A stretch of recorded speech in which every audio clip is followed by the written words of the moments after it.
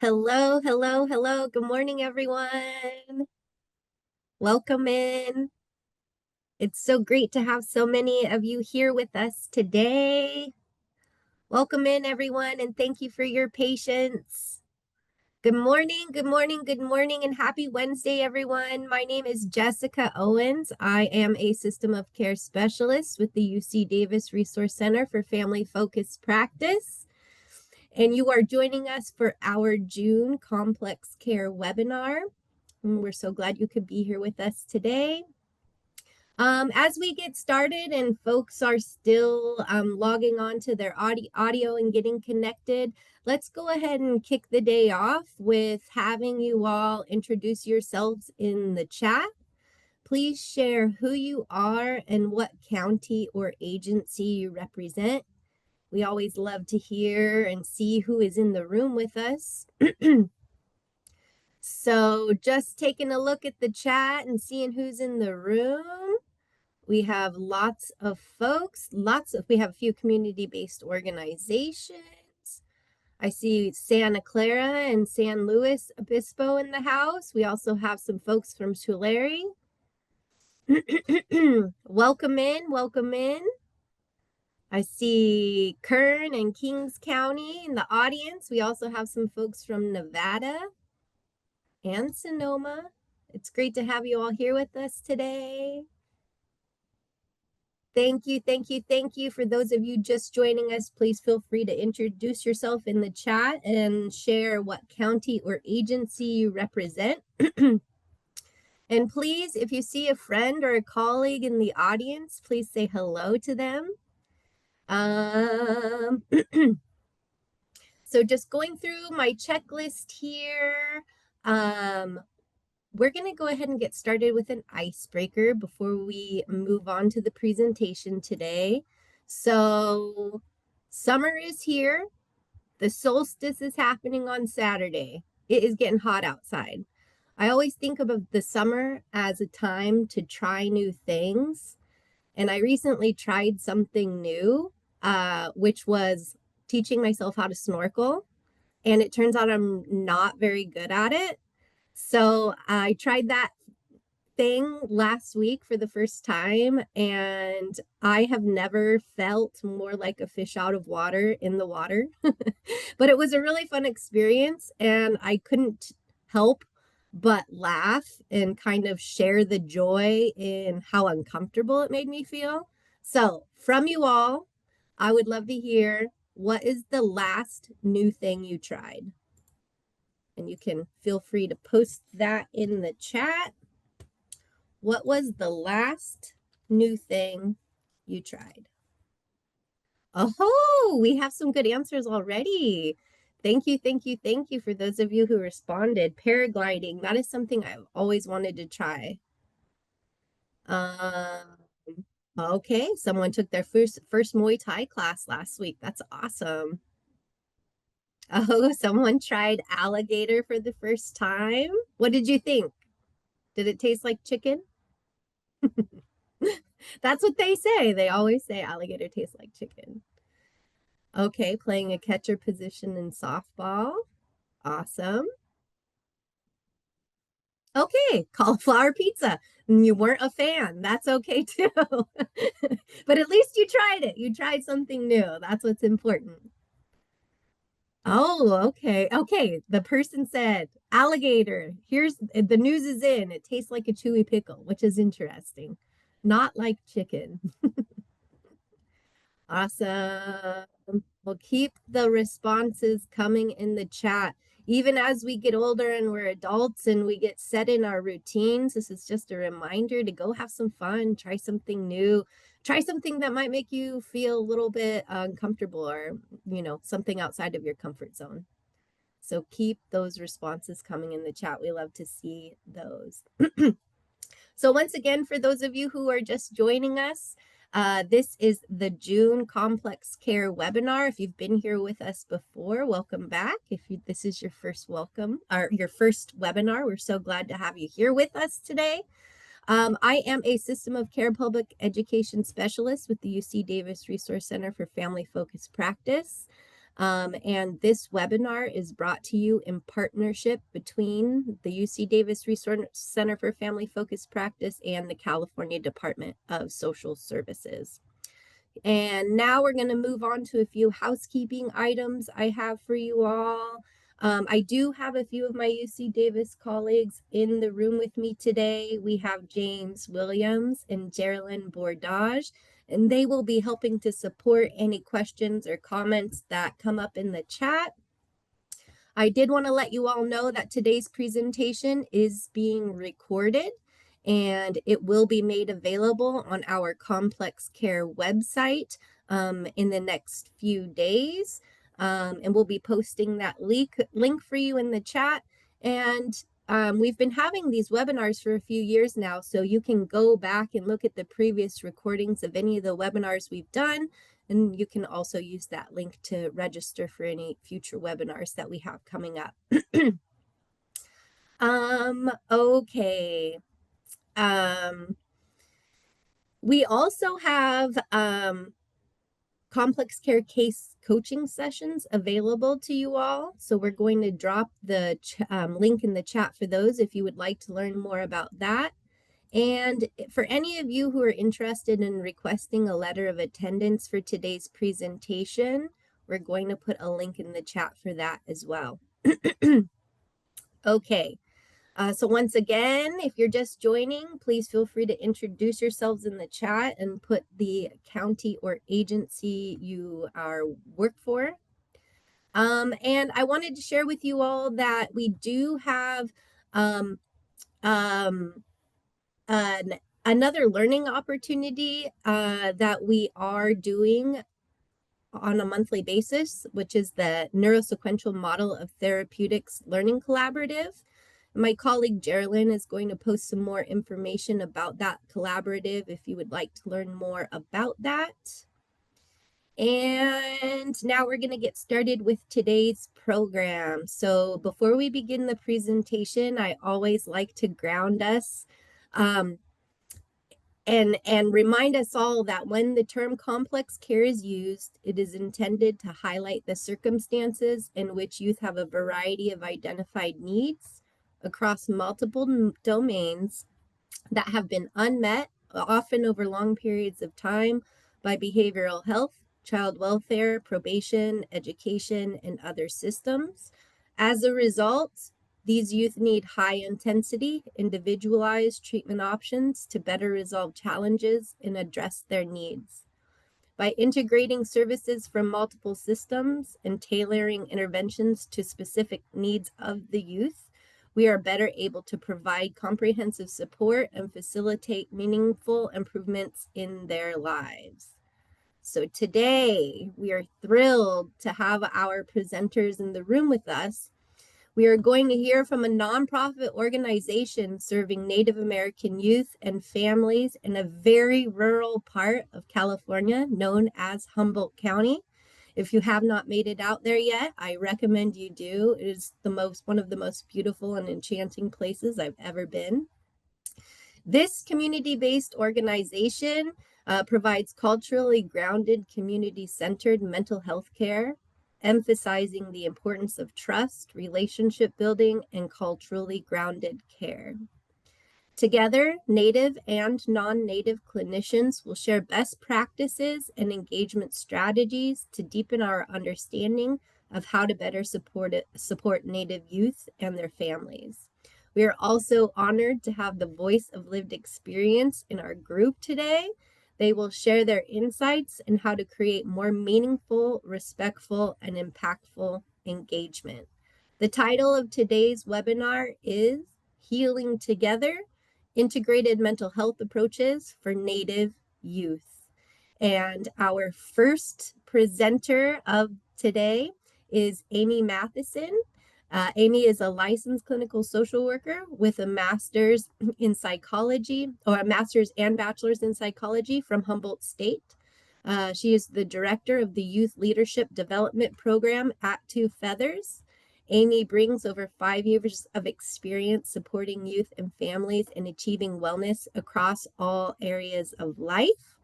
She is passionate about walking alongside others as they navigate personal and systemic challenges, helping them identify and pursue their goals. And with that, I would like to pass the baton over to Amy. Amy, welcome. Good morning. Thank you so much, Jessica. I'm so excited to be here with you all and grateful that you're joining us here today to hear about Two Feathers and the work that we do. We have a slideshow presentation, so I'm going to share my screen and share that for you all. Let's get this big here. Okay. Okay, so as Jessica said, the title of our presentation is Healing Together: Integrated Mental Health Approaches for Native American Youth. These are our presenters today. That's me, Amy Matheson. I'm the Youth Leadership Program Director. We also have Mamie Preston Donahue. She's an LCSW. She's a mental health clinician here at Two Feathers. Drea Jones, also a mental health clinician. And Keishan Daniels, she is a senior youth ambassador. So she's a young person who works for us here at Two Feathers as an ambassador. And you'll be able to hear from her and her personal story with us.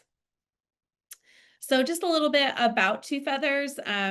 Jessica, thank you for, setting it up for me. We are a nonprofit organization serving Native American youth and families in Humboldt County. So we are, tippy top of California. There's just one more county before you get to Oregon, Del Norte. We have quite a few tribes in our region, and the largest tribe in California, which is the Yurok tribe. And we were started in 1998 as a consortium of several different tribes to provide direct social services. It first started out as domestic violence and supporting people who needed domestic violence services. And then over the years, we've expanded our services to counseling, cultural programs, youth leadership development, and community events and activities to improve the well-being and self-determination of Native American youth. We do a lot. I will say that we're out and about all the time, providing a lot of services to Native youth in our community. Okay, so at Two Feathers, we believe that we have an integrated model for transformation. So by integration, I mean all of our programs are intertwined with each other. We work very, very closely across programs, constantly communicating about clients, about how we can better offer services and support our youth. And so these are our main services that we have here at Two Feathers. We have our outreach program. We believe that leads to change readiness. And those are our community events. We do a lot of groups in schools. So we're in proximity to youth all the time through Native American clubs. We do cultural groups, we call them our drop-in, where kids can come and just, if they need some extra support, come hang out with staff and get some extra support during their school day. We have our cultural programming. So we believe that is changing mindset. So young people come to our Acorn programming, where they learn about flower dance, which is a local coming of age ceremony for young women, and also stick games. They also learn about how to connect with their culture and about their cultural identity. So that's a really core component of our programming, because we believe, that connecting to culture provides healing and transformation for our young people. And then we also have our counseling program. So that, again, we believe is changing mindsets as well. And Mamie and Drea will be speaking more about our counseling program. And we really do transformative, individualized approaches with young people through that program. And in the middle there, you see the Youth Leadership Development Program. That's the program I'm the director of. We believe through that program, we're able to move towards changing behaviors. We hire about 50 youth a year to work in our Youth Leadership Development Program. They work with us over a year. It's a small group model where they have one mentor who works with about 6 to 8 youth in each group throughout the entire year to provide individualized support, cultural opportunities. They have employment opportunities through community internships and things like that. So it's a really fun program. We just kicked off our next cohort yesterday with 48 new youth. So we're really, really excited about this next year and the changes that we are able to see in our youth and the impact that they have on our community. And, this complex care webinar. So what does complex care look like at Two Feathers? I thought a lot about this, how we work to serve the complex needs of youth who have trauma, and have experienced a lot of harm in their lives. And I think at Two Feathers here, we believe in not just offering services, but providing opportunities for healing. And what does that look like at Two Feathers? It's personal and it takes an individualized approach. So we really, really do believe in meeting the needs of our young people and meeting them where they're at in their lives at this point in time, and supporting them with whatever they need. We really go above and beyond to try to find creative ways to reach and engage young people and to support them. It's relationally based. So, we believe that healing happens through supportive, loving, kind relationships with community members, with adults, with your peers. And so, we really believe that supportive, caring relationships is really important. It's long term, so healing doesn't happen in a 3-month short term intervention. It happens over years and years of counseling. It happens over years of engaging in services and being in relationship with supportive staff and peers. So, we have kids who have been in our lives and at Two Feathers and a part of our family. We really do, believe that we're a family for 4, 5, 6 years. And we've been able to see huge growth through those years. And then cultural connection, cultural connection is at the heart. We believe that by building up our youth cultural identity and connection to their community, that they are able to find out who they are and their purpose in the world, and then that leads to healing. It's about patience, not giving up. So, our kids are going to make mistakes. They're going to take 1 step forward and 2 steps back, and that's okay. And that's part of that healing process. And then proximal and community based. So we go to where they are. We don't expect our kids to come to a main office. We live in a very, very rural community. And so we want to place our staff in the places where our young people are. That's at schools, that's in our rural communities. Mamie will talk more about this, but she lives in Orleans, which is, you think rural, Humboldt County, but then think even more rural past that. And so it's really supporting and investing in those communities that need our support. So yeah, I just said a lot of words. I'm just curious if anybody has any thoughts about complex care and healing, and if any of these approaches resonate with you, or show up in your work in any way, and what that looks like. So you could pop that in the chat, or if you just wanted to come off mute and share, I'd love to hear from the group what you think about these approaches.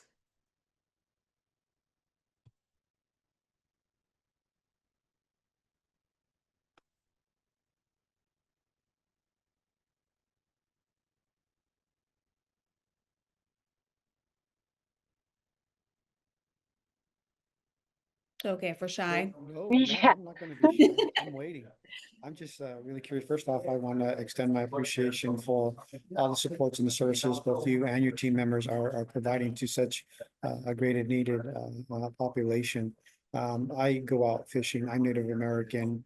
I go out to the Native Hoopa Reservation once a year, and was wondering if there's any services that are out there. I work in Santa Clara, California, and I work for a mental health agency that's been around for quite some time. I work with juvenile probation as well as Department of Family and Children's Services. So I highly extend and share my appreciation for the work that's going on. Again, when I go to Hoopa, I could see, how bad, drug and alcohol is impacting, the natives, that are there. And, it's really hard to see, right? Because it's such a place, such a rural area that it's hard to get, enough services, that are out there. It's such a small little community. So, continue with the good work. I wish there was so much, more that I can do. If I was a millionaire, I would just funnel monies out to say, hey, continue, keep going to work, get some more team members out there and to be able to offer your support. So again, I extend my appreciation and thank you so much. Thank you for sharing. I always feel that way too. Like if I won the lottery, I just continue to do the same work, but I get to put more money into the work that I get to do. So I definitely resonate with that. And we are in Hoopa. We send quite a few of our staff out to Hoopa and provide a lot of support out there. So we're at the Hoopa High School, Hoopa Elementary School. We do groups there. We do, events and activities. We just did an end of the school party at Hoopa Elementary. And yeah, we have classes, our youth leadership program. We right now have, I think, 11 youth that we employ out in the Hoopa region. And so we do have our services out there. I think I'm pretty proud of the work that we've done in that community. For the last 6-7 years, we've really put a lot of energy out in Hoopa because we know they need the support. Does anybody else have any other thoughts about healing or complex? Yeah, there are a few comments in the chat as well, Okay. Amy. I can't see the chat. I don't know how to do Oh, that. okay. Sorry. Oh, no, it's no problem. So folks are saying, one person said, I like all the different elements, youth leadership, cultural pieces, etc. Another said, very interesting, and this approach can also be applied to other cultural groups. Yeah. Another said, a person-centered approach and active listening with honest interest helps with a lot with complex trauma. And the last comment was, part of what we experience is that disruption of relationship when staff changes happen for a variety of reasons. How do you keep how do you keep continuing of relationship with youth and community long term? I think it says keep continuity of relationship with youth and community in the long term. Yeah, I think that's a really great point. That long term depends on people sticking around, and that can be really challenging. In the work that we do, there's burnout, people, come in and out of the work. And I think that's something that Two Feathers, I'm not going to say it, we haven't dealt with that challenge, because we absolutely have, but I do feel that we have a family environment here at Two Feathers, and we really invest and care for our staff. And, we have a lot of longevity with our staff, which I think helps a lot. And we hire people because of their values and that they care for this work. And we really prioritize people that will stick around. So, in the hiring process, and, we're vetting for that. We're asking those questions. And I do think that that helps. And I do think that this work provides a lot of meaning for our staff. And then that's why they stick around too. Like, they see the change in our young people. Sometimes when you're a part of systems where you don't feel like you can make a change and you're just a cog in the wheel, that can really lead to burnout, and staff leaving. And so I don't see that as much at Two Feathers. We're able to be creative in the way that we meet our kids' needs, and really support our kids in meaningful ways. And I think that leads to staff sticking around. So yeah, that's my perspective. Mamie, you got thoughts probably? I just wanted to say too that as a parent, I feel more supported than other social work or clinical settings I worked at, because if my kids are sick or the road goes out, which happens a lot around here, or the power's out, I'm given grace for that. I am treated as just as important as the people we work with, and I'm supported in that way. Like, I took a very long maternity leave, and I was supported, and I felt like a lot of planning went into making sure my clients were taken care of while I was out. So I wasn't feeling really super rushed to come back. I was feeling like they were going to be okay and that there was a team of people there supporting them.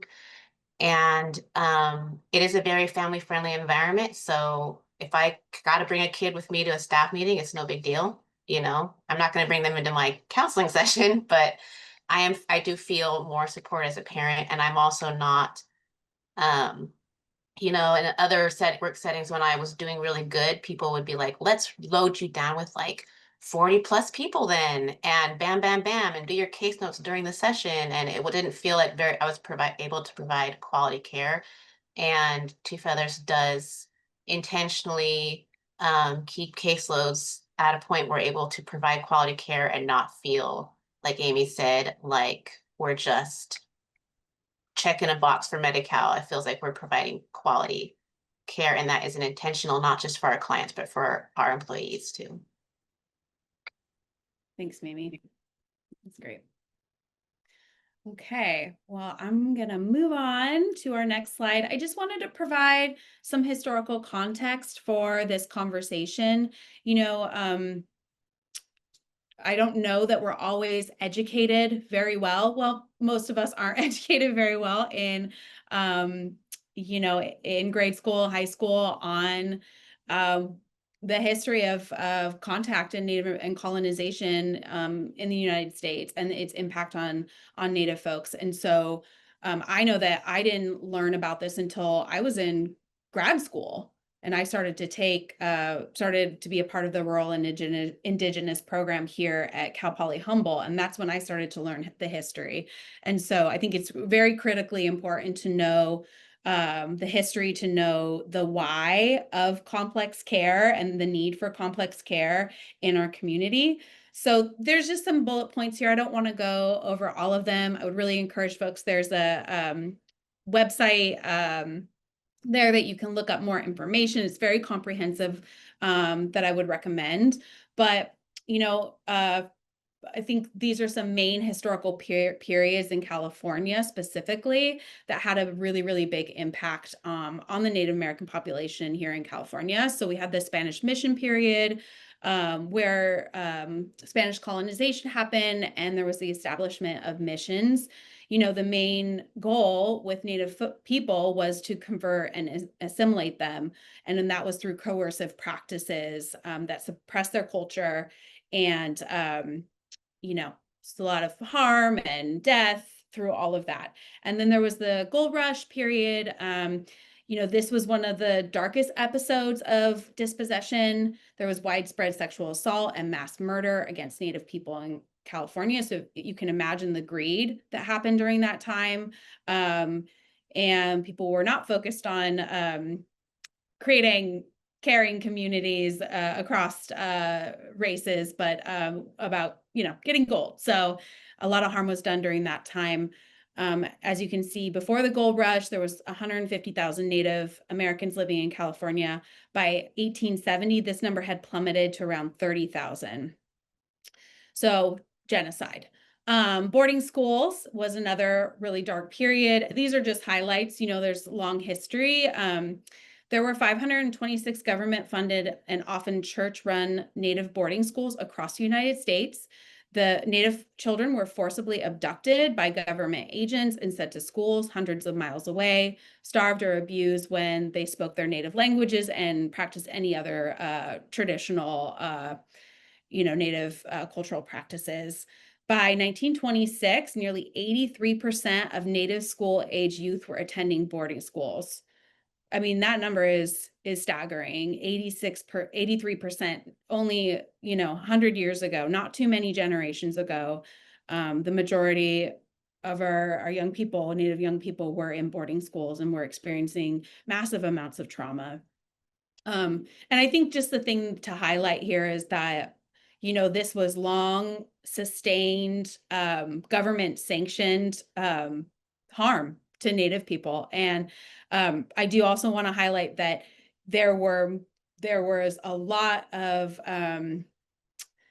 Native folks fought back this entire time. You know, They were advocating for themselves. They were fighting back. There were movements to, you know, protect themselves, and they did that in so many ways. And so I just want to highlight that as well. It wasn't without resistance. So where are we now? So in the United States, there's 574 federally recognized tribes. There's 109 in California. I believe in Humboldt County, there's 13. Maybe, do you know if do I have that number right? I think it's 12 or 13. I think it's 13, and we have the 3 largest tribes in California too. Yeah. So we have a large Native American population here in Humboldt County. Native American children experience more trauma than their non-Indigenous peers due to the historical trauma that I was just talking about. They're 3 times more likely to experience multiple ACEs. Native children experience post-traumatic stress disorder at the same rate as war veterans returning from Iraq. Just let that sink in. Like, you know, that's why our Native youth need support and our Native people need support. In 2022, Native Americans had the highest rate of people who died by overdose. 2023, the Yurok tribe, which is one of our local tribes, declared a state of emergency due to a surge in fentanyl-related overdoses. And then if you see this chart over here, this shows some statistics for suicide rates amongst Native youth and Native population. So 91% greater than the general population suicide rates. Second leading cause of death for 10 to 24-year-olds, and 3 times, and that number is 3 times higher than the national average for white 10 to 24-year-olds. So a lot of complex needs, a lot of trauma for our Native youth. That's why Two Feathers exists. That's why, you know, we need more support and more services. So that's my spiel. I think Mamie's going to talk more about, you know, not to end on the not so great parts, but there's a lot of really amazing parts about our Native communities as well. And I'm sure Mamie's going to highlight that and what it means to work in Native communities as a Native clinician. And so I'm really excited to hear from Mamie. So I'm going to pass it over to you, Mamie. Hi, Yuki. My name is Mamie Preston Donahue. I am Kuduk, Yurok, Paiute, and Pit River, and I am a mental health clinician. As Amy said, I grew up in Orleans. So it's a small town, 500 people. And if you're familiar with Humboldt, it's on the Klamath River. If you go to Hoopa, and then you go up the river, that's where I'm at. And just kind of like continuing on with what Amy said, my village of Sawarum, where I'm a descendant from, we were one of the people who did push against colonization, and we survived. The next village over that my husband's descended from, they actually led a civil war called the Red Cap Wars, and they were successful in pushing the cavalry out, but as a peace treaty, they were given blankets with smallpox on them, and everybody but 2 people in that village died. And he's descended of one of those 2 people. Those 2 women that did survive, one being his great grandma, she went on to have 13 kids, and it's like a lot of descendants now. And so I just want to really highlight like the resiliency of our ancestors for surviving and doing what needed to be done, and keeping the language alive and the culture alive. And I just really appreciate the land where we came from, that we come from, because it is rural, because it is so what other people like, it's beautiful, but what people would call like not very hospitable, because it's so like rocky, and we have like so much that can make it seem like an inconvenient place to live, is what protected us from colonization. So I just want to highlight that before I move on, the amazing parts. So I do work in my own community. And if you refer back to your fun days of grad school and the NASW law and ethics, you will see that there are professional boundaries do look different in rural and indigenous communities. I believe the NASW says, with the exception of rural communities, leaving it super broad and open for interpretation. So like, for example, where we live, if someone makes you a gift, accept it. If someone offers you food, accept it. You're going to be going against like the cultural norms of the community. If you are not going to be taking things, people are going to ask who you're related to. They want to figure out who you are. If you have a name that's remotely close to local people's names, they're going to try to suss out who you are, and they're going to keep going until they find some connection to you. You think that they won't, but they will. They totally will find some way to be connected to you. And so kind of finding that middle ground of walking these like professional boundaries and these healthy boundaries too is like, it is very tricky, and it's an ongoing thing that's going to happen with you as you progress in your work in these communities. Because I'm not saying we have no boundaries. I think it's very important to have some boundaries. Otherwise, you're going to adopt everyone you meet, and you're going to be really wore out.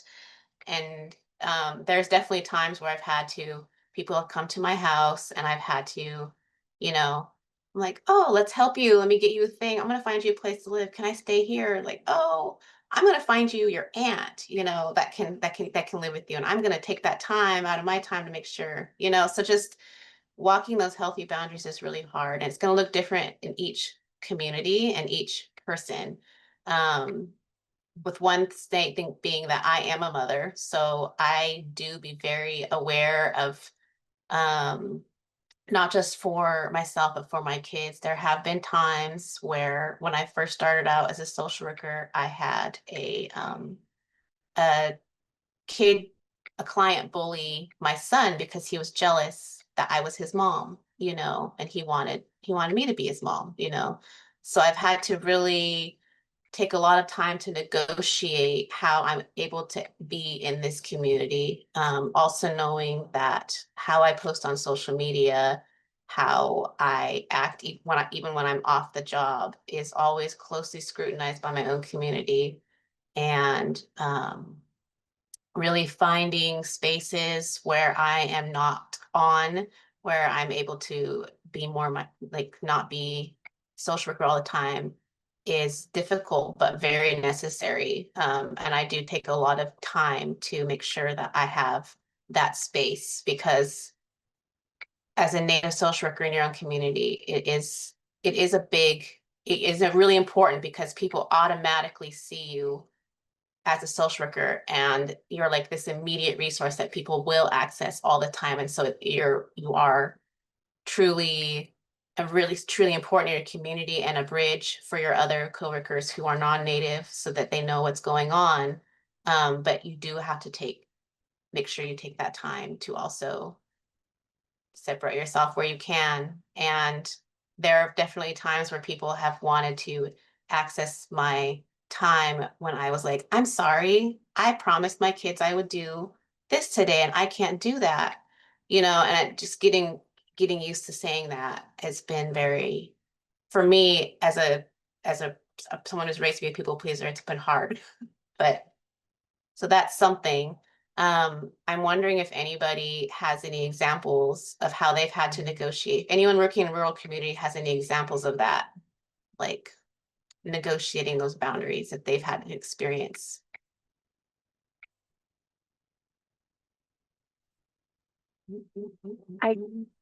I could share a couple stories as briefly as I can. I've had somebody come to my house as well. They were not looking for me, though. They were looking for my neighbor, and it just so happened that we recognized each other from services from my job.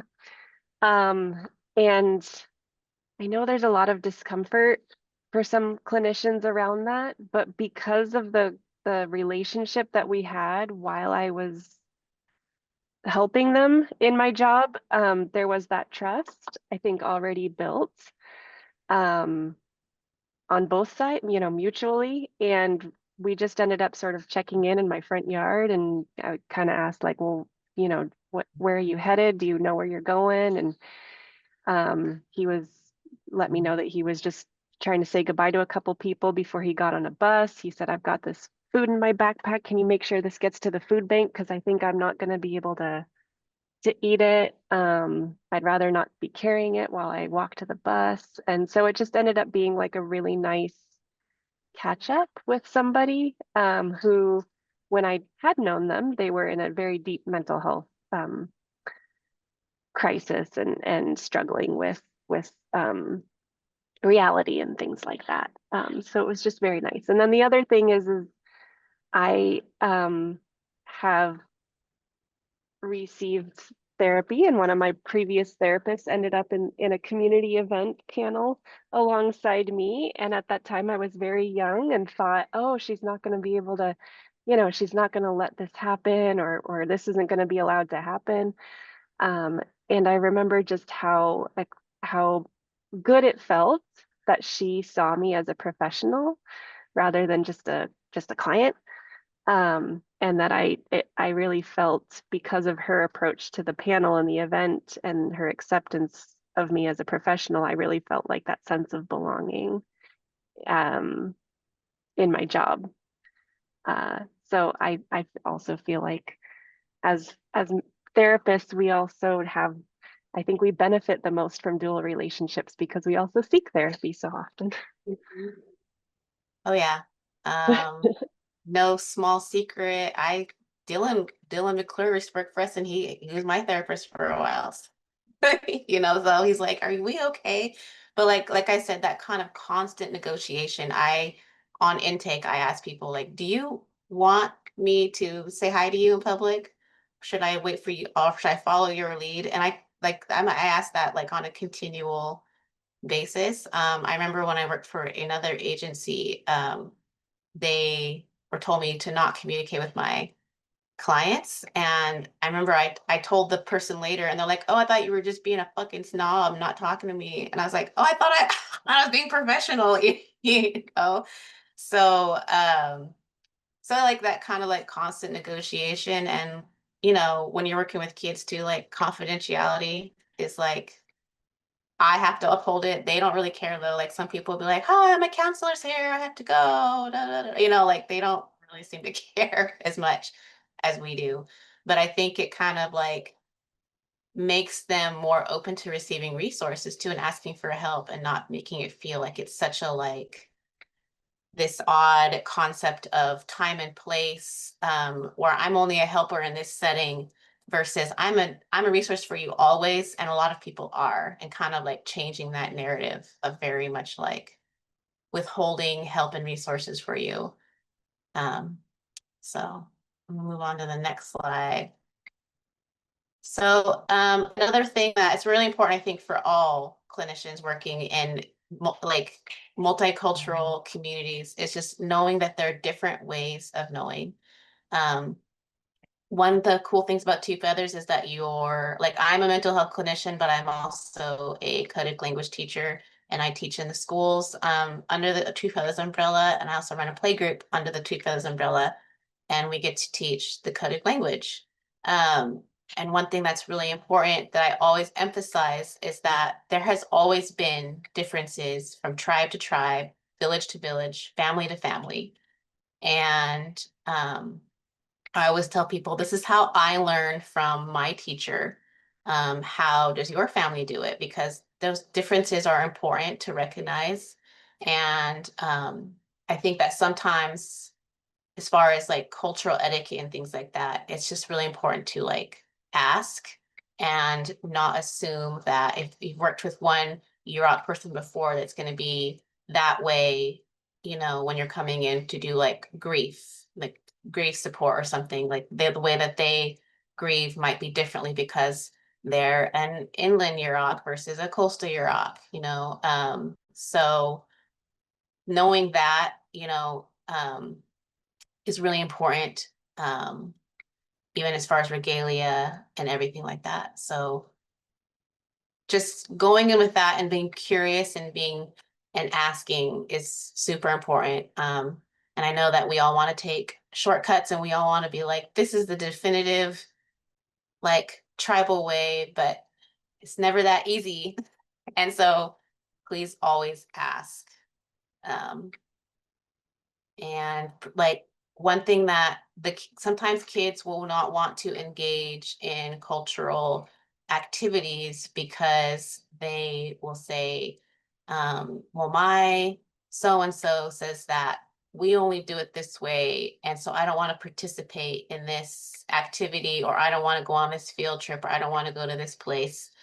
And so really emphasizing what we all have in common, and our cultural values of family and place and the love for our people and communities and the care for our lands is really important. I think that's something that we all have in common, and really emphasizing that and having respect for others' ways will help open the kids up to anyone you work with, to really trying new things and trying and coming in with like a sense of good humanity for all. We have a lot of non-native people working for Two Feathers, and they are going in and they are coming in with humility and respect, and it only can benefit everybody, truly. Move on to the next slide. Another thing that comes up a lot in our tribal communities is the feuds. Some of our communities have long-standing feuds. So, like, for example, if you're in the Ikwa world and you're trying to place somebody and it seems like there's nobody to take a child, and you're like, what about this aunt? Like, she's there, she's, like, oh, we don't talk to her, we don't, that kind of thing. These long-standing feuds in families, between communities, and tribal government. It's similar to like the cultural humility. It's just really asking and treading carefully. And I feel like a lot of times social workers, we end up being like right in the thick of it, like we came in when it got to the point of crisis, and now we're trying to figure out who we're allowed to talk to, what we're allowed to say. And so just really modeling healthy communication and teamship is really important. Not just teamship within your own agency, but teamship with all of the organizations involved. I think that's something that we really strive for well at Two Feathers, is really working carefully with, as much as we can, with the tribes, with child welfare, with the helping organizations, and really trying to pull our resources, because in these small communities, it only is detrimental to our clients to only be serving and not be collaborating, with we do a summer program here in Orleans, and we collaborate very heavily with the Kodu tribe, with TANF, with some local environmental groups, whatever, because we just don't have a ton of resources. So collaborating is going to really open it up. And I think if that's like the biggest takeaway you can take, is please collaborate, collaborate and work with your people, and come in with respect and humility, especially if you're coming onto a tribe's lands and working with the tribal youth and tribal families, is really like trying to defer to the tribe as much as possible and collaborate with respect to the tribes. And when I was talking about these feuds and arguments, we do have a lot of people in our communities. We are all descendants of pretty severe historical trauma. We are all descendants of a lot of family issues. A lot of our great grandparents were removed to boarding schools, and when they were removed, they were raised in these really awful environments, far from loving and care of village and community. And so we had this generation that came in with forcibly raised in these environments where they came back with like not the best, with terrible parenting skills. They weren't shown love when they were kids, and so they're coming back with a lot of trauma. And in this short amount of time, some people in our communities have come to identify with their trauma as being who they are as Native people. And I can say that is true of many like ethnic groups where there's this skewed idea that we are our trauma and that is how we identify.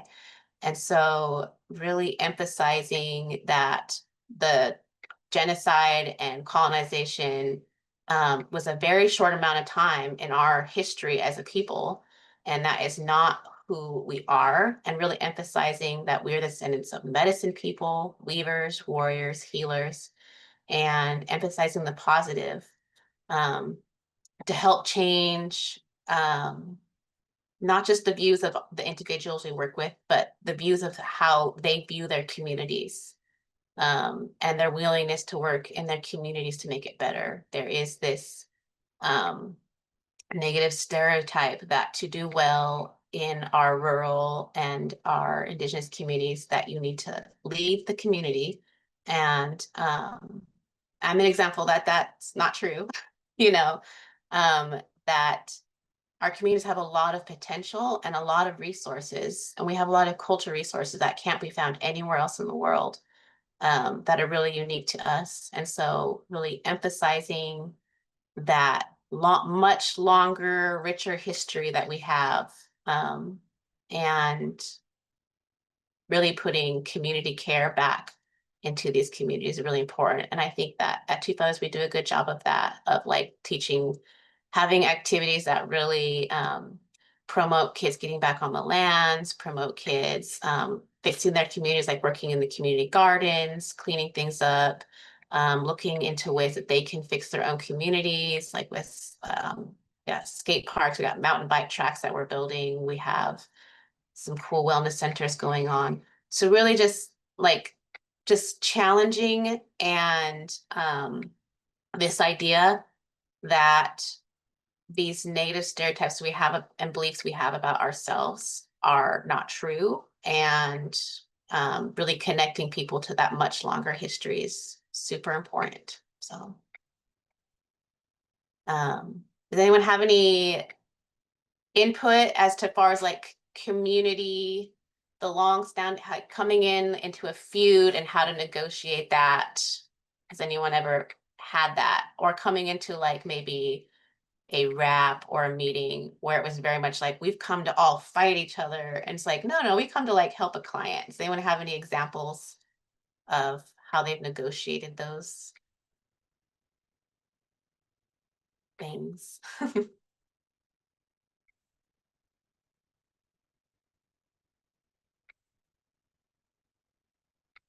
Maybe I can share. Mhm. I think, you know, as a non-native clinician here at Two Feathers, working here for 5 years, and then I worked for child welfare for 2 years prior to coming to Two Feathers as well, doing investigations, and I was working in the ICWA department, so I would go out to Hoopa and Orleans, working with families, and I would just say like I definitely stepped in it more than once at Two Feathers and in my previous role as well. And for me, the most important thing has been coming at it with humility and saying I'm sorry and that I didn't know and that I'll do better and I'm here to help, you know, really not being coming from a position of defensiveness, but rather humility. So I don't know, that's just something that I always try to do, like, you know, their experience is valuable and important, and that's the primary reason that I'm here anyway. So I don't need to be right in those situations. It's better to be in relationship than to be right. Yeah. Yeah, I feel like really taking ourselves out as being the I think when you become a I've in my past experiences working other places with supervisors, you know, coming in as like the expert that's supposed to fix everybody is just like, I think, a fallacy we all need to just dismiss, you know. Yeah, I might be the keeper of the keys for getting an IEP going or something, but I am by no means the expert. The family is the expert. The client is the expert and I'm just here to hold space for them. And so that would be another thing I would really recommend, is just kind of, I know we all have our letters now and we want to, we're excited to have these letters and we're excited to have, the ability to do more for our people, but also just really remembering whose lives we are really being affected in our work. So, all right. So I think that's the end of my slides. Thanks. Appreciate it. We're gonna move on to Drea Jones. Drea is a mental health clinician at Two Feathers as well. Drea is going to speak about her experience working as a non-native clinician at Two Feathers and how she works with young people to support them on their healing journey. So I will pass it over to you, Drea. Thank you, Amy. A lot of my share will be kind of piggybacking off of Mamie's previous slides. And so over the next couple slides, I'm going to go over my perspectives in ways that I believe that am learning to be successful in working in Native communities. And I will kind of provide basic tools around how to be successful. So the first slide would be around what you can do as far as right now or when you're in these communities. The next slide would be around how to be successful and what not to do. And so the first kind of point that I wanted to talk about as a non-native clinician is to educate yourself on the population you serve in the community. So I do have note cards, so I'm sorry if I'm looking down. But I originally grew up in Wisconsin, and kind of like what Amy said, it took undergrad school, to learn about Native communities. Growing up in Wisconsin, there's 13 tribal nations, and we never learned about any of them growing up. So coming to California and knowing that natives are not completely wiped out, it was taken back for me, and it took a while to educate myself and learn about the communities that I'm working in, and because of that, it brought me closer to learning about my own community as well. And so let's see, my point to that is when you educate yourself on the population you serve, you can better advocate for these youth in other spaces. And so I can't go and say, oh, in Hoopa, these people do this and this. That's not my place. And I have to understand, as a non-native, I have to recognize the privilege that I also bring into these communities. As an African-American, I don't really think about the privilege that I hold, but coming into spaces, I have to recognize that I still hold some privilege. And so my next point is there are no saviors. And as I go through my slides, I'll provide some context and some personal experiences that I've gone through, not only just a clinician, but a previous work pod leader, but they both go hand to hand. And part of that is there are no saviors in these communities. If you're thinking you're coming in here and implementing programs and activities, that's grounds for burnout. And instead of coming in here with that mindset of, I'm going to save this community, focus on understanding their struggles and challenges. And part of that is for me, I came in as a new clinician and a work pod leader, and coming into these communities, I was like, oh yeah, we need peer-to-peer mentorship and we need this and we need that. And understanding the lack of resources and the lack of other support, it's hard to implement different things all the time. So build off of what your organization has already implemented. Don't invent the wheel, but kind of expand and elaborate on the programs that we already have implemented. Sorry. And so my next point is building meaningful relationships. You're probably like, yeah, we know that already. But it's not just you're building a relationship with the youth that you're working with and providing services with. You're also building relationships with their families, with the community outside. Mamie talked about, many different relatives, and there's blood relatives, there's marriage, there's second cousins, there's aunties.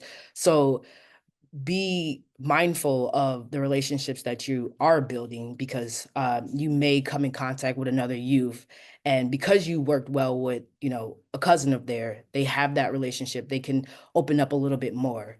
Let me just look down, make sure.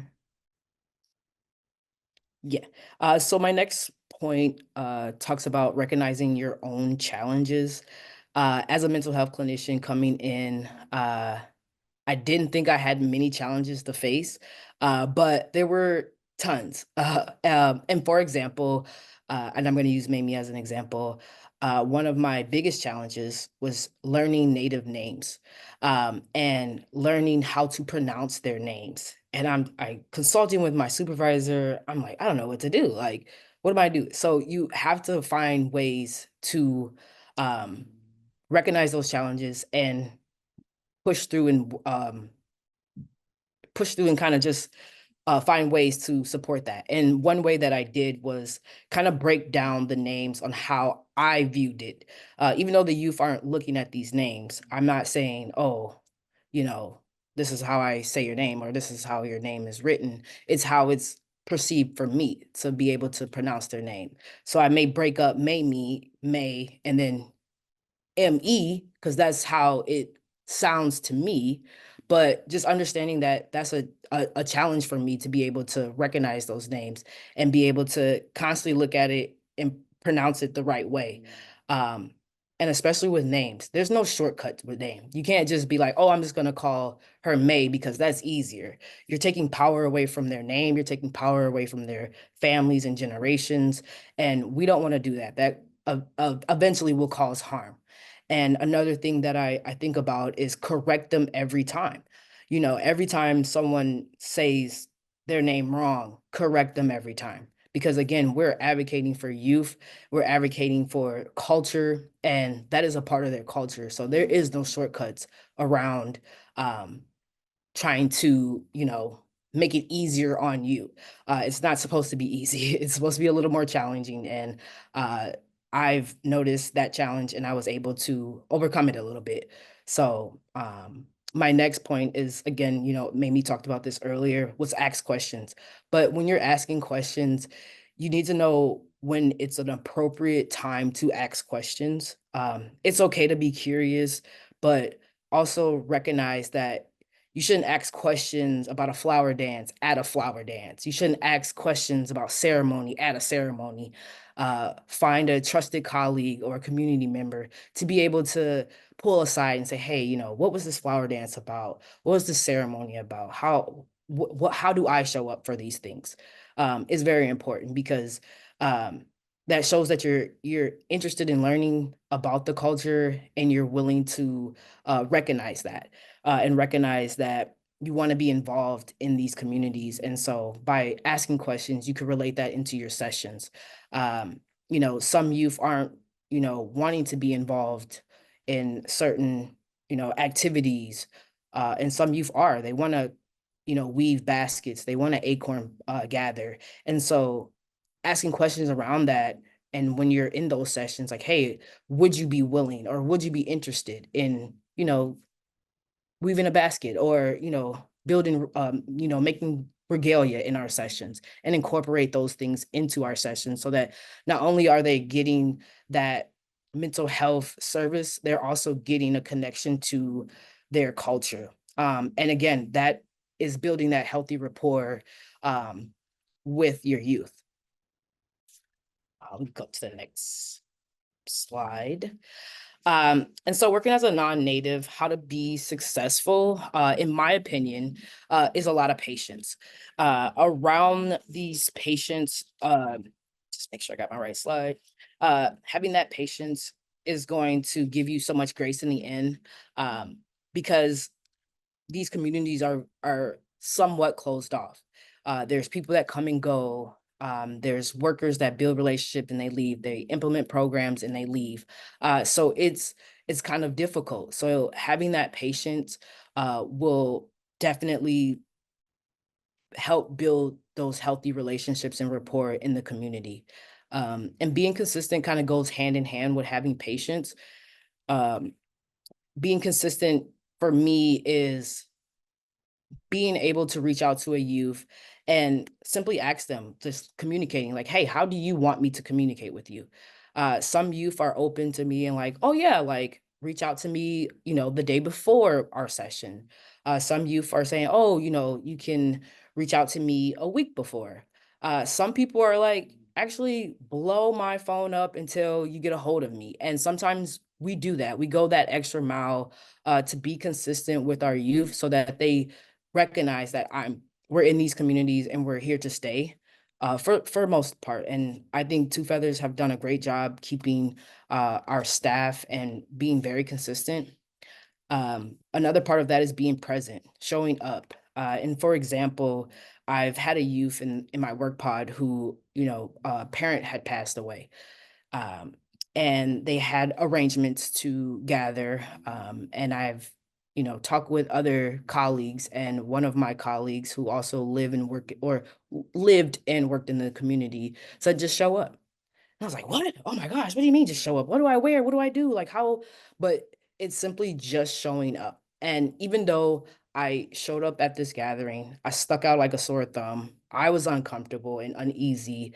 Um, I didn't force the relationship to happen. I didn't go up to the youth and be like, hey, look, I'm here. You see me? Um, that wasn't how I presented myself.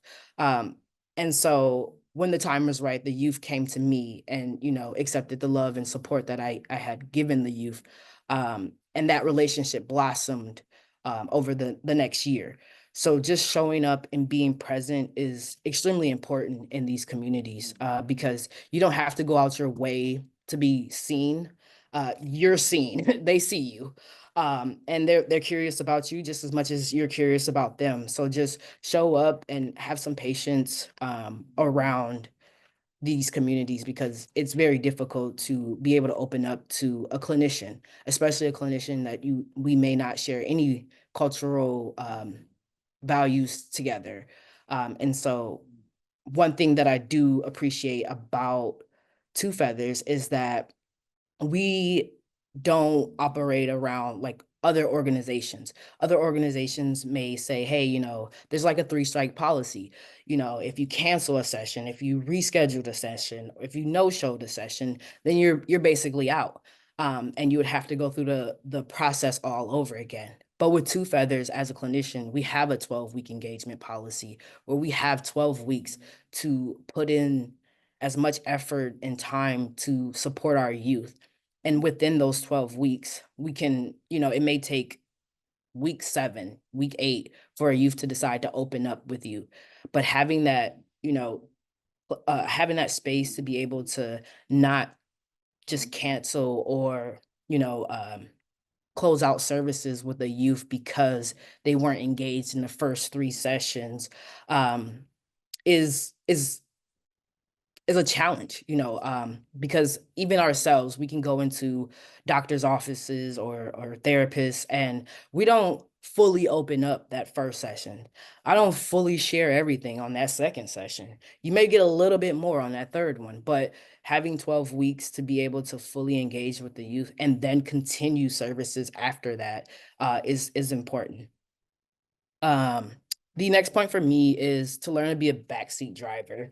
I'm a leader, so I'm gonna want to come and lead, and I came in with that mindset. I've worked with youth and organizations for years, and I've seen organizations do a lot with a little. So having that mindset and coming into this space, definitely taught me to take a back seat, sit back and let my organization lead. If you trust your organization and the policies and procedures that they're implementing, learn to sit back and let things happen. For example, coming into this community, I'm like, oh, the houselessness of the youth. Oh my gosh, I'm gonna bring this up in our next staff meeting. And by the next staff meeting, we're building housing for our youth. Oh man, our youth needs, transportation. They need, to get to work. How are we gonna do that? And the next thing, next staff meeting, we bought another car. We got another building. So learn to take a back seat, because you're going to just end up burning yourself out trying to implement all these different things because you see a need. But recognize that we all see the need. You know, your organization sees the need, and it's not like they're just sitting back, not doing anything, twiddling their thumbs. They're actually putting things in place so that they can provide these things for our youth. The next point is understanding cultural differences. Mamie did a wonderful job talking about this. And as an African American person coming into this community, I had that mindset of like, oh, well, we kind of the same, you know, we've been through kind of, but you have to learn to take your culture out of this. You have to learn to recognize who you have in front of you. You have a Hoopa youth, a Yurok youth. You have to recognize who's in front of you at this time. And yes, you may be able to recognize some similarities, but you have to understand there are cultural differences. And like I said, coming from Wisconsin, you know, learning that basically natives were wiped out. I can't come into these spaces thinking I know, oh, I can't believe you guys are here. Like that's very ignorant, and that's not culturally appropriate. So taking a step back and recognizing the differences that you have as well as the similarities, you can bring those things into your sessions. I've never had acorn soup, but you know, I had a parent that offered to make me acorn soup. So again, Mamie said, when people offer things to you, you take those things because that's a sign of respect and appreciation. And so recognize those cultural differences, and build on that. My next point is confidentiality and awareness. Again, you're probably like, duh, Drea, like that's our whole work. We have to do that. But there's a difference in these communities. Like I said, there's cousins, second cousins, blood relatives, marriage. You have to be very cautious and aware of these relationships. And part of those relationships is, you know, again, Mamie touched on this earlier about the feuds. So for example, if I'm just concerned about a youth and I go to a teacher and say, hey, you know, this youth shoes are, you know, a little beat up. Is there something going on at home? And come to find out that's the teacher's, you know, nephew. And so now you ruined a relationship and you put a bad taste in that teacher's, you know, mouth because you had concerns. And how you approach things is very important as well, because you don't want to come off as, oh, there's something wrong or there's this or this, but just be aware of how you approach people. You don't want to just go up to just anyone. Go to people that you trust, your coworkers, your colleagues, people that have that knowledge in these tribal lands. For example, our wellness wellness teacher at the wellness center, she's very knowledgeable about communities and willing to, you know, give information around certain youth because of the families they know or connected to. And so that insight is important.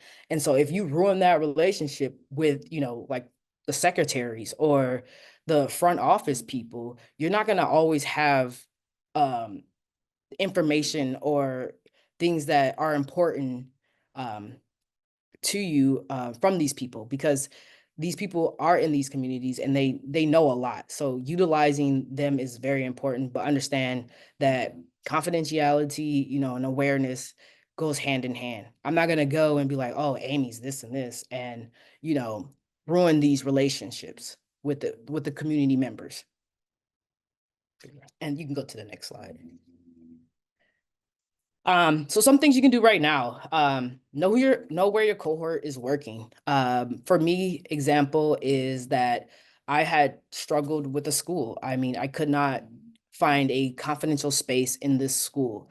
And it frustrated me throughout the whole school year. And at the end of the school year, I've noticed one of my cohort members working there. And had I known that in the beginning, I would have been able to reach out to her and be like, hey, you know, is there a space or can I use your space to have our sessions? The school just will not be able or is not providing me a confidential space for our youth. And so knowing where your cohort works is very important. when I was in grad school, I was like, I don't care where these people go. But it's also very ignorant of me to be like that, because I'm going to have to reach out to them or utilize them at some point in this work, because we all kind of work in the same community. So understanding where they work. And that kind of goes to my next point of utilizing resources in other organizations. Um, for example, if we, you have a cohort member that works at a youth shelter, and there's a Native youth that is inquiring to live there. They can reach out to you and say, hey, I have this Native youth that's looking for shelter. Do you guys have anything? And I can say, hey, we don't have to remove them from their communities. We have housing in Hoopa that we can support those youth. And so realizing or recognizing that you have resources in other organizations is important. If, as a pod leader, we've had to hire so many youth but turn away so many other ones, and that's a hard decision to do, especially when they're wanting to be connected to their culture. And so if there was a youth that I couldn't hire, I provided other job opportunities, maybe UIHS, maybe Yurok Tribal, for these youth, because they didn't come here to just find a job. And I'm not going to be like, well, McDonald's is hiring. They came here for the cultural part of the job. And so when I've had to turn away youth, I was able to say, hey, UIHS is hiring youth as well. You can also apply there. Would you like me to provide some information for you? And so that I'm not just leaving them, hurt because they didn't get a job, but I'm also providing resources so that there's other opportunities that they can still have those connections to their culture. My next point is to get to know your community. I'm not saying go to Hoopa and run into the casino and rub elbows with the local gambler, but I'm saying learn who the community members are, tribal councils are, so that you are able to advocate for your youth at the local or state level. And so getting to know who the who's in these communities are important, but it's also just important for service workers, for people that aren't representatives of the community, because they also have a lot of insight about community. So if you're at an event and there's an elder, try to offer water, offer a chair, or offer a moment for them to share their story. They may not want to share their story, but some people, see that you're willing to learn and willing to engage, is just a little more than not trying at all. And so getting to know your community is extremely important to me, as well as getting to know not just your youth, family, and those around them.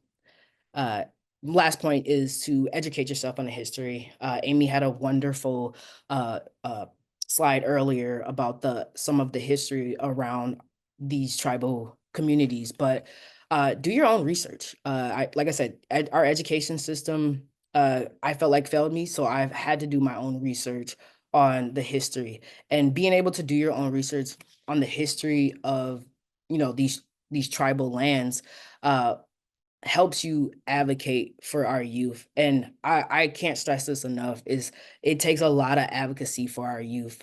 It takes a lot of advocacy in the schools, in the communities, state and local levels. I mean, state and national, or, levels, to advocate for the youth, because there are programs that are in jeopardy that is utilized at our organization, and is needed. We need to continue to provide these programs for our youth so that they continue to stay with learning and respecting their culture. For me, like I said earlier, the names was difficult, but it has so much historical and generational power. You don't want to interrupt that. So like I said, correct them every time. And lastly, some people come into these communities and off the bat, they know what's wrong. It's the substance use. it's the guns. And we have to recognize that some of that stuff is surface level. You know, these communities are deeply rooted in generational trauma that's embedded in these communities. And so we have to focus on unpacking, you know, unpacking the trauma from the beginning. And some people, that's a lot of work, but recognizing that it's not just the substance use that came into these communities. It's not just, you know, the guns that came into these communities. You know, colonization did so much to these communities that we have to recognize that and put our biases aside to be able to understand where your youth is coming from. And as you continue to learn more about your youth and their history and their families, you may learn that their grandmother is very standoffish and doesn't want to talk about her life, but trying to, you know, voice or advocate to your youth like, hey, they may have experienced this, they may have experienced that, allows your youth to be open and more understanding on why their family dynamic may have some challenges because they were faced with many adversities. And so as you educate yourself on the history, you can relay that in your sessions and be able to as well educate the youth on why, you know, may or may not families act or do certain things. So I think that's my slides. If there's any questions for me.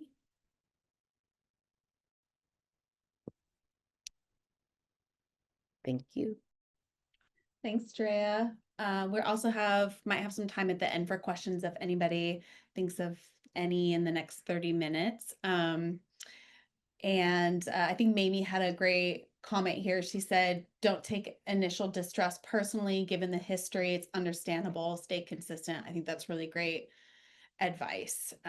You know, navigating these relationships can be challenging and they can take time. So don't get discouraged. You know, if you value this work, if you care about this work and you want to support and help Native communities, you can do it. And it just takes time and patience. And yeah, so, oh, thanks, Vida.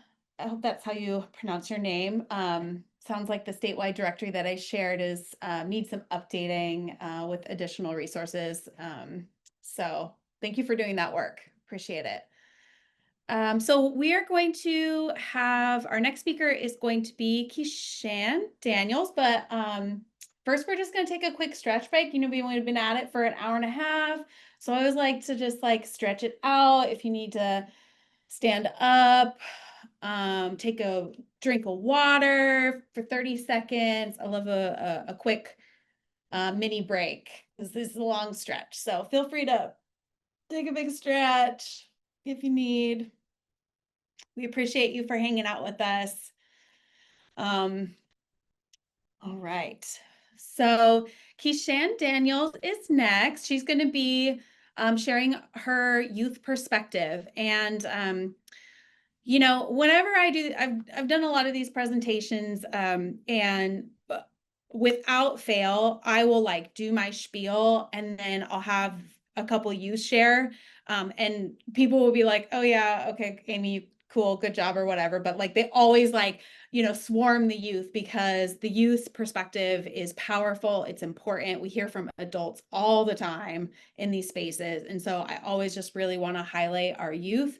And hear from them how they're experiencing services that we're bringing, what their life experience is and how it can inform the work that we do.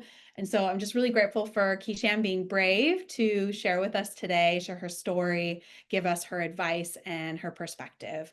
So Keishan, I will throw it over to you. Hi guys, good morning, good afternoon. I'm going to say morning because I feel like I'm still waking up, but hi, I'm Keishan. I'm a senior youth ambassador here at Two Feathers, and today I have prepared a few slides to talk about cultural humility. And I also have some notes down here too because I often get nervous and I go really fast and I forget what I'm supposed to be saying. So I'm going to slow down, I'm going to take a deep breath, and we're going to do this together. So I don't know who has control of my perfect. So this is just like the beginning. Cultural humility is the topic we're going to be talking about today. This is just some pictures of different parts and aspects of my culture and local cultures and tribes around me and ceremonies and stuff. But yeah. So when we talk about cultural humility, often like when I first started all this is like the second time I've done a presentation on this topic specifically. But at first I was like, what is this? Like, what does it mean to me? Like, what it means to me might be different than like the literal definition of it. So I wanted to share with you guys this definition, and then maybe after, if you could put like in the chat what it meant to you before, if it meant something different, that'd be nice. So what is cultural humility? Cultural humility is a process of self-reflection and lifelong inquiry that involves recognizing and respecting the differences and complexities of various cultures while acknowledging one's own limitations and biases. It emphasizes self-awareness, openness, and commitment to ongoing learning and improvement in cross-cultural interaction. Cultural humility is not about mastering knowledge of another culture, but mastering a humble approach of relationships. And I think that's a really important, like the little quote that I added in there was, like, to me, that was really important because cultural humility is like such a big aspect and such a big topic that some people think that like, yeah, it's just this part. But I think, sorry, I guess my words are getting a little jumbled, but I don't know. I think that part was just really important to just like, yeah, acknowledge that it's not about just learning something. It's about like building those relationships and taking the time. So I guess that's what I was getting at with that one. But yeah, I think it's important to also say that it's like not about, it's not just about like taking the time to learn, but also holding yourself accountable and like having the willingness to wanting to learn. So yeah. Next, please. So for me, I want to talk about why cultural humility matters in my workplace. So personally, for me here at Two Feathers, many youth, including myself, I think I say youth a lot in this, but I'm also like referring back to myself because I am a youth in this workplace with all these people that are practicing cultural humility as well. But many youth in my workplace come from different cultures, tribes, and personal backgrounds. It's very important to acknowledge and make room for the differences. It's our job to encourage youth to express who they are without any judgment. For me, I feel like that also means like just taking a step back to being like, kind of like what Jerry said, like being a backseat driver, not just going in with like the mentality of like, I'm a leader and I'm going to do this and I'm going to do that, but just taking a step back and like allowing all these other inputs and all these other people to help guide you through the journey as well too, I guess is what I'm getting at there. But yeah.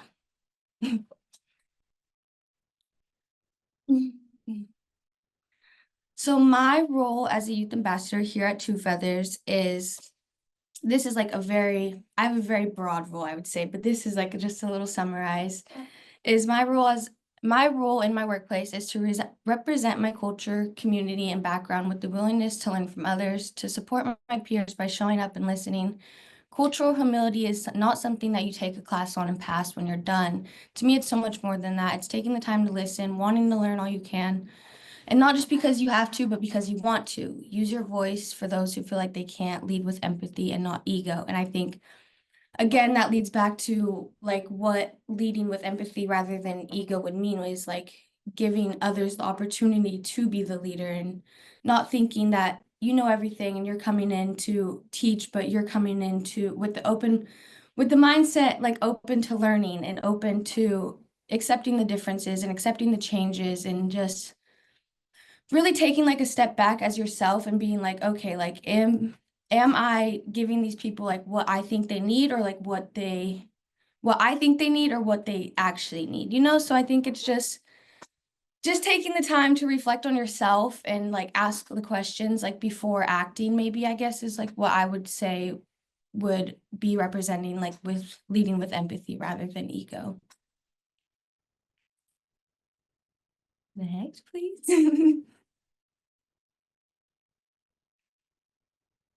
So what they carry, this is an important one for me because again, I say youth, but also for me is like what I carry as a youth. So I just wanted to get into this a little bit is many youth carry heavy stories from grief, violence, neglect to generational trauma. Trauma isn't always something you can see, yet it deeply affects how you see themselves and the world. It's our job to acknowledge this and meet people where they are.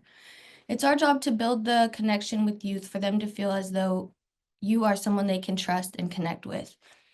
And I think this is a very important piece to talk on because not all youth who are going through these things just need resources. They need somebody who they feel safe, they feel seen, they feel heard, like they feel the connection rather than just, oh yeah, this is somebody who's here to provide these resources for me and nothing further than that. And I think that's like a big part of all of this is just taking the time to build the connection deeper than that. And like, I think Drea or somebody was speaking earlier about like how it's like about family. Like this isn't just something that is just over with. Like it's like a lifelong process and like journey. So I think it's very important to build those lifelong connections rather than just be like, oh yeah, this is strictly for this, and this is all I can provide for you. This is all I can do for you. I think it's about taking the time to build the connection outside, but also like somebody else said, like setting the boundaries. So you just got to find like the good in between. But I think another thing that I had written down that I wanted to say was when youth have been through hardships, they don't need resources. They need to feel safe, seen, and heard, which I just spoke on. But I just think that it's very important to take let me think here for a second. It's just important to just take a step back, just look at it from the youth's perspective. Like if you were them and if you were coming into the situation trying to, just fix everything or just give them what you think they might need rather than taking the time to listen and understand what they truly do need. Like I feel like this is really all just about like taking the time to listen and just really wanting to learn more and wanting to build the connection rather than just doing it because you have to. But I think, yeah, another thing I had written down was it's about building trust, not control.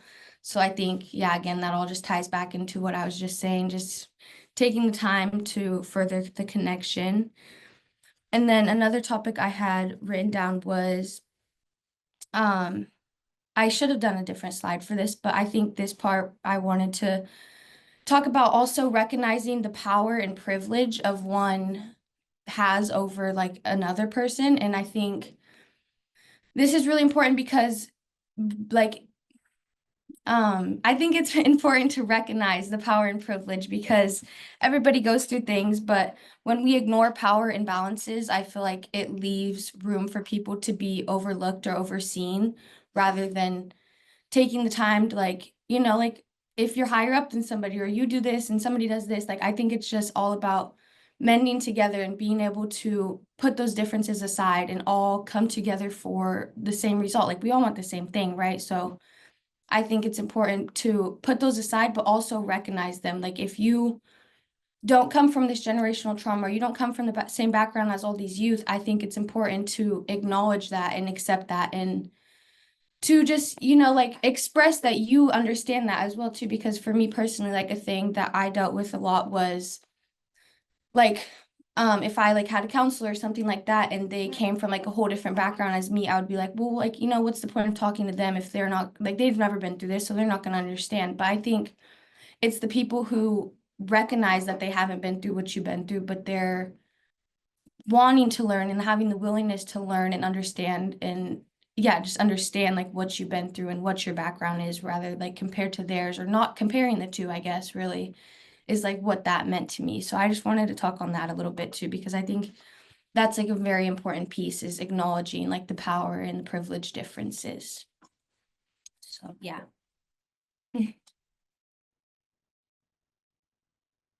Keishan. Oh, yeah. Are you going to introduce?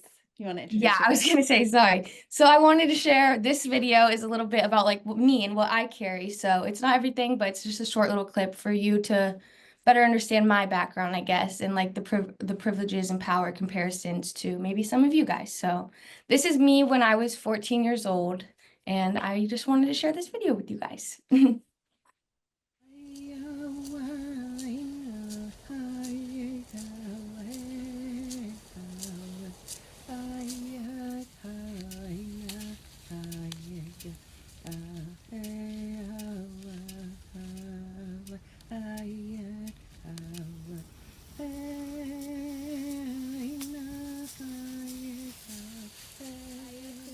I'm Keishan Daniels. I am 14 years old and I come from both the Trinidad Rancheria and Yurok tribe. I was born and raised in Humboldt County my whole life. My experience with substance abuse, I personally have not struggled with addiction, but I have definitely dealt with addiction in ways that are hurtful. I've struggled with it with my mother, with my father, with a lot of people in my family. You don't need to struggle from abuse personally to be affected by it, pretty much. Because of my mom's struggle with addiction, we were removed from her care. I was separated from my brother and sister. I've moved from family to family's houses while my mom continued to fight addiction. Because of addiction, my dad, he's been absent pretty much my whole life. Like, he comes and he goes, obviously, like a lot of addicts do. My mom, she fought and she tried, but addiction isn't something that's easy to overcome, and I wish I could have understood that more, because I was just left with the constant thought of, like, why are me and my brother and sister not good enough? Like, why does she always just have to go back to it? But now I realize that it's a lot more than that, a lot more than that, and it's not easy, and I mean, it puts a lot of people through pain. Unfortunately, on August 30th, my mom lost her battle to addiction. She passed away, which is also a day before my birthday, so causing me to find out on August 31st, my 14th birthday, that my mother is gone. And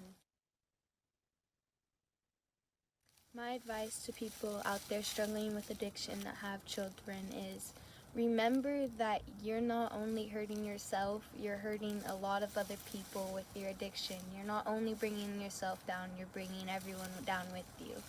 Your choices you make, even if it's the smallest thing, you always got to think about your kids. Like, you brought them into this world, it's your job to take care of them. And if you're struggling with addiction, you can't be your best at that. You can't do your best job. People in active addiction often make risky, poor choices that don't only affect them, but a lot of other people. And my mom had made one of those choices, and now she's no longer with us. What helps me get through everything right now is just remembering that times weren't always bad. There's a lot of good memories with my mom, especially summer of 2019. The brush dances, the river trips, the car rides, the singing, just like everything, the camping. So I definitely need to focus more on that sometimes. My hope for myself is to break the cycle of addiction that my family has been in for quite some time. If there is one thing that I would want any kid to know that has parents or anyone, a loved one that is struggling with addiction, is remember that it is not your fault.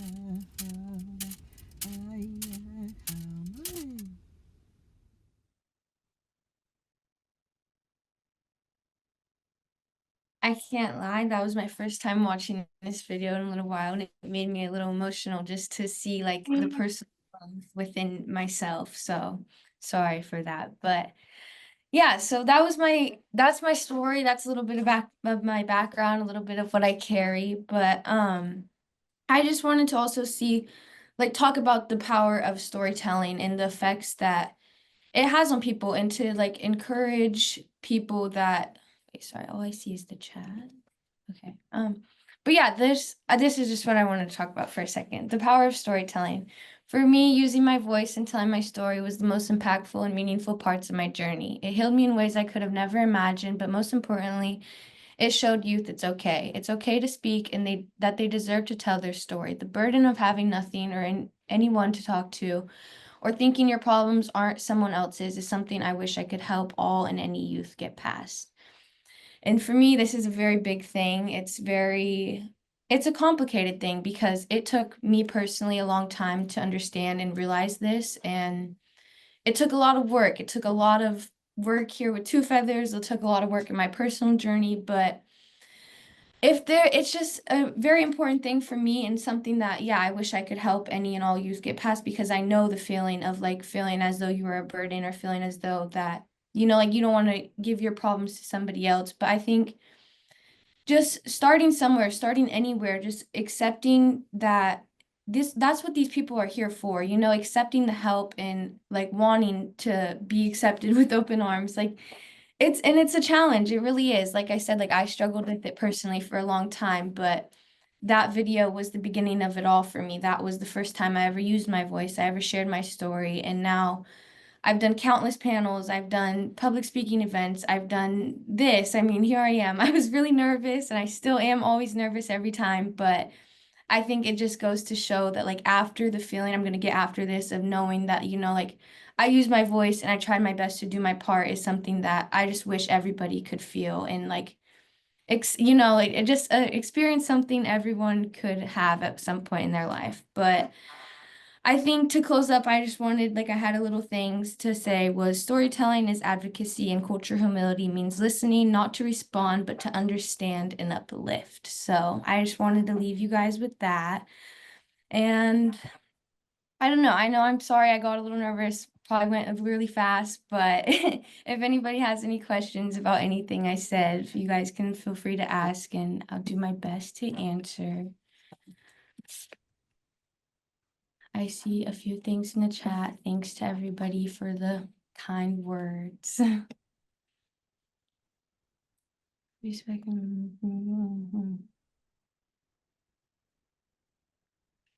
Incredible job, Kishan. I just want to jump in and say, I can speak for everyone, I think, when I say we're all incredibly touched and moved by your video. I just want to say thank you for sharing your story and for being here with us today. We certainly have time for questions or comments, and you're more than, you can please feel free to use the raise your hand feature and we'll call on you, or go ahead and put your questions or comments in the chat. Give you a few moments here. And maybe as we are thinking of questions and coming to the end of our presentation, I just want to share a few of the insights that I gained from you all today. First of all, I just want to say, Amy, you did an outstanding job of putting together your team today and bringing all of those unique perspectives to the presentation. I think that was very strategic and extremely helpful for the group today. Mamie, you did such an incredible job of sharing your insights and perspective of what it means to work within your own community that is both very small and rural. You did a great job of identifying what professional boundaries may look like in different regions, as well as like highlighting the importance of upholding your own personal boundaries within your community.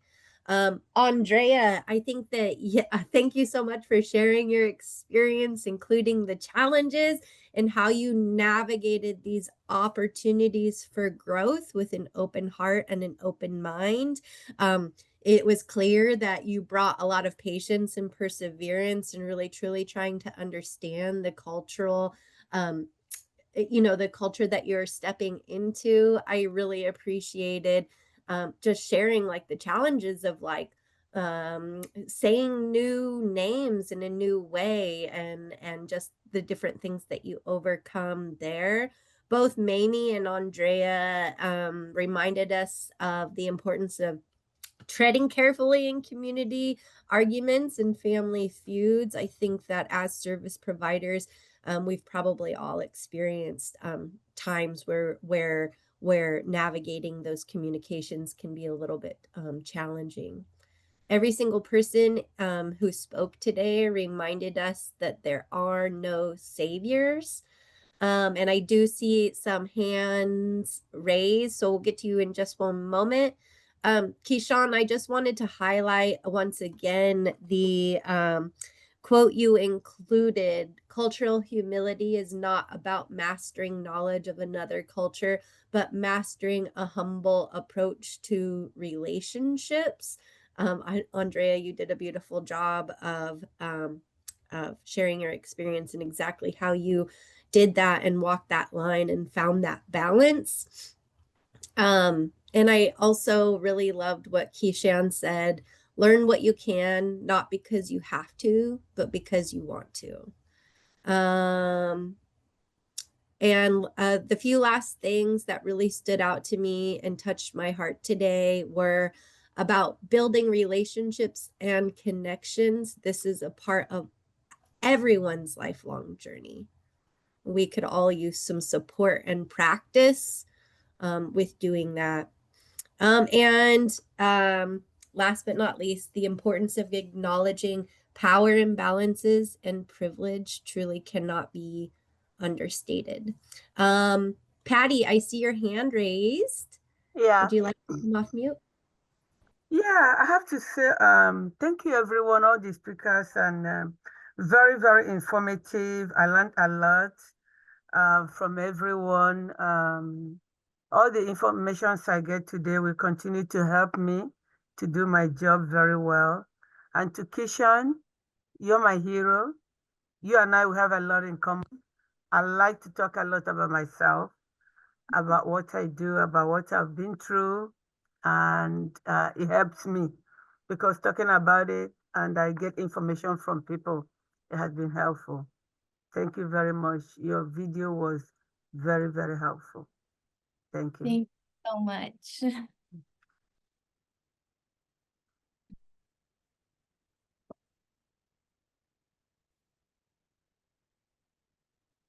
And we still have a few minutes. So while folks might be thinking of their questions, we're going to have James drop the evaluation for you all. So please just take a few minutes as we're, wrapping up the presentation and answering the last few questions. Take a few minutes to complete that evaluation. We do greatly appreciate your feedback.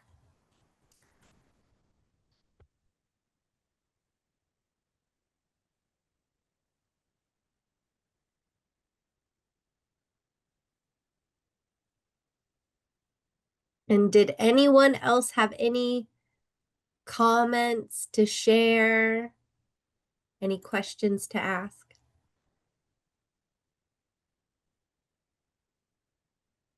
Well, again, I just want to say to each one of today's presenters, every single one of you received a lot of really great feedback in the chat. Folks were extremely appreciative about the perspective and the insights, valuable insights that you all brought to today's presentation.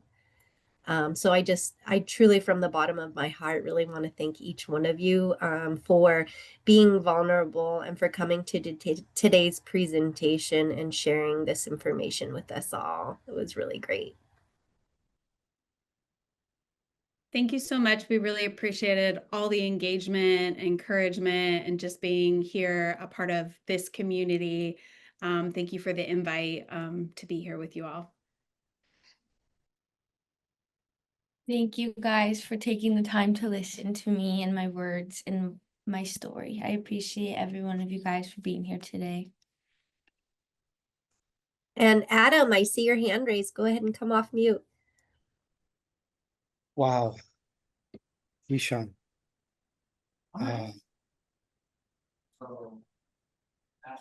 It's hard. So many struggled in that path. I specialize in substance abuse and spent quite some time working in the drug and alcohol, now mental health. My mother passed away 2 years ago, not to substance abuse, but just that transition. But even in that process, it's still extremely difficult. And to see your strengths and to be able to come here and to be able to share that amongst everyone, it's just absolutely, absolutely, absolutely amazing. I have a saying that I say that I usually share to people, and it goes like this. It says, it is not so much the things in which what we say, but what we say, how it impacts a person emotionally. That's what makes a difference.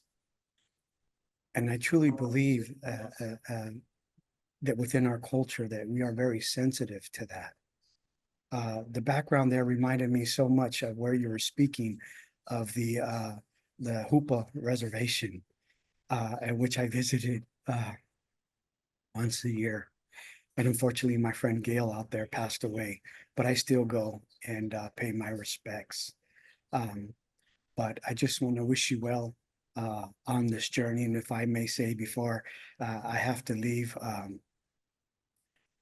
Toga shela ahenu wayo he chana pakile ile kiayo he enita koyelo wanita chane chano velo aheo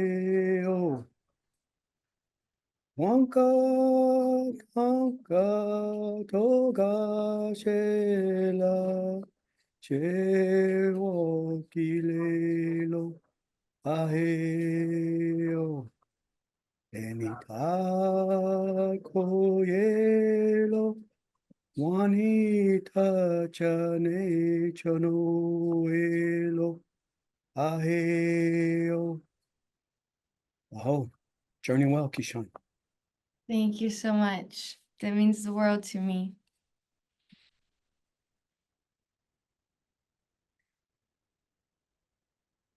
Wow. Well, thank you so much. I really truly just am so grateful to have each one of you here with us today.